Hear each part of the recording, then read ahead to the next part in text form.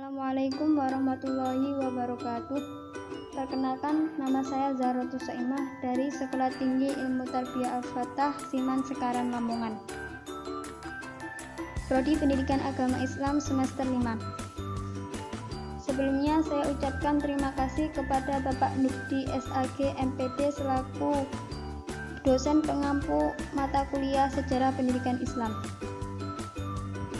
Pada kesempatan kali ini saya akan menyampaikan makalah dalam bentuk video pembelajaran yang berjudul Pendidikan Islam dalam Masa Orde Baru. Dan video ini saya buat untuk memenuhi tugas mata kuliah Sejarah Pendidikan Islam yang diampu oleh Bapak Nurdi SAG MPD. Pengertian pendidikan Islam dalam masa Orde Baru. Pengertian pendidikan menurut Undang-Undang Nomor 20 Tahun 2003 tentang Sidiknas Bab 1 mengatakan bahwasannya pendidikan adalah usaha sadar dan terencana untuk mewujudkan belajar dan proses pembelajaran agar peserta didik secara aktif mengembangkan potensi dirinya untuk memiliki kekuatan spiritual keagamaan, pengendalian diri, kepribadian, kecerdasan, serta akhlak mulia dan keterampilan yang diperlukan dirinya. Sedangkan pengertian pendidikan Islam berdasarkan hasil Seminar Islam se-Indonesia pada tahun 1960 dirumuskan dengan bimbingan terhadap rohani dan jasmani menurut ajaran Islam dengan hikmah mengarahkan, mengajarkan, mengasuh, melatih, mengawasi berlakunya ajaran agama Islam. Kebijakan pendidikan Islam dalam masa Orde Baru. Kebijakan dalam masa Orde Baru lebih mengarah terhadap penyeragaman, baik berseragam dalam pakaian maupun pemikiran. Pendidikan tidak mempunyai akuntabilitas sosial karena masyarakat tidak diikutsertakan dalam merancang sistem pendidikan karena semua serba berpusat. Pendidikan Islam dalam masa Orde Baru mulai mendirikan madrasah dalam pendidikannya. Pendidikan Islam pula mendirikan jenjang-jenjang pendidikan mulai dari madrasah ibtidaiyah, sanawiyah, dan aliyah. Pada tahun 1958 atau 1959 lahir madrasah wajib belajar yang memiliki hak dan kewajiban seperti sekolah negeri.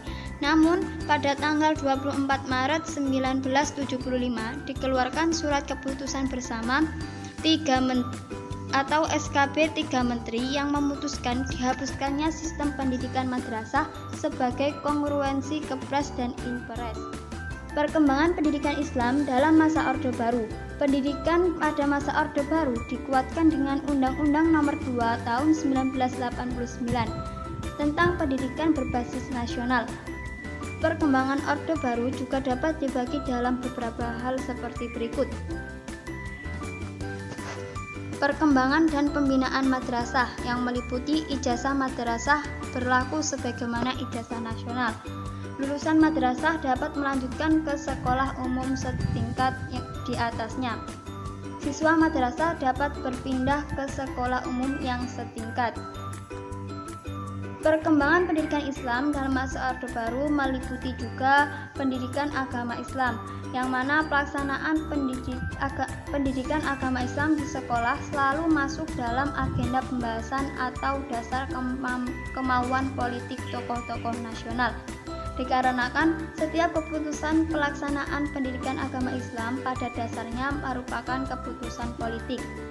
Perkembangan pendidikan Islam dalam masa Orde Baru meliputi juga pendidikan diniyah dan pondok pesantren, yang mana pembinaan pesantren sebelum tahun 2000 dilakukan oleh salah satu subdit di lingkungan Dikroat Pembinaan Perguruan Agama Islam, yaitu subdit pondok pesantren sesuai dengan keputusan Menteri Agama Nomor 6 Tahun 1979. Yang keempat, perkembangan pendidikan Islam dalam masa Orde Baru yaitu perguruan tinggi agama Islam, yang mana memberi pengajaran agama di sekolah negeri dan partikulir, memberi pengetahuan umum di madrasah, mengadakan pendidikan guru agama, serta pendidikan hakim Islam negeri. Tujuan pendidikan agama Islam menurut Muhammad At-Taumi Asy-Syaibani. Tujuan yang mencakup perubahan individu berupa pengetahuan, tingkah laku, jasmani dan rohani, serta kemampuan yang harus dimiliki untuk hidup di dunia dan akhirat. Tujuan yang kedua berkaitan dengan masyarakat, yang mana mencakup tingkah laku individu dalam masyarakat, perubahan hidup bermasyarakat, serta pengalaman bermasyarakat. Yang ketiga, tujuan profesional yang berkaitan tentang pendidikan dan pengajaran sebagai ilmu, seni, profesional, profesi, dan sebagainya. Sekian dari saya, mohon maaf bila ada penyampaian yang kurang jelas atas penjelasan saya. Saya ucapkan banyak terima kasih telah mau mendengarkan penjelasan saya hingga selesai.